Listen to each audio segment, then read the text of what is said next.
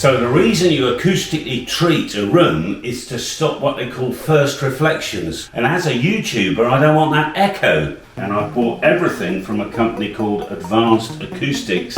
The managing director down there is a fellow called Sean, and I took his advice. 1, 2. Oh yeah, it's really dead. 37 centimeters or 1 foot 3 inches.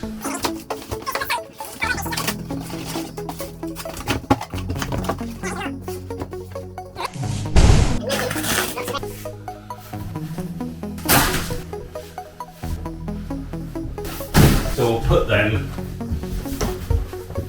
right there. All right, so let's time lapse this. We'll work out if I sound any better or any worse.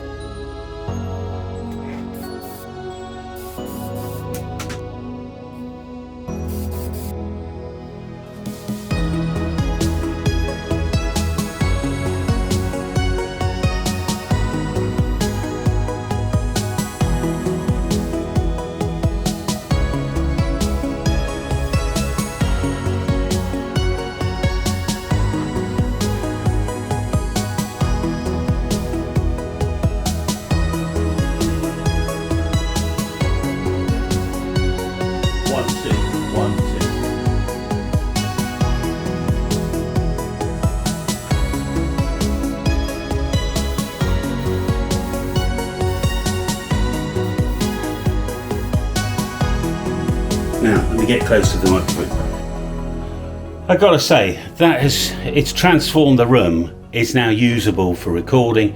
And in fact, even when we're walking around, it's calmer, it's quieter, you know, it's great. Now, if this was a real studio, we'd need to literally stop the first reflections, because as you can see on like this back wall here, we're still getting bounce off that.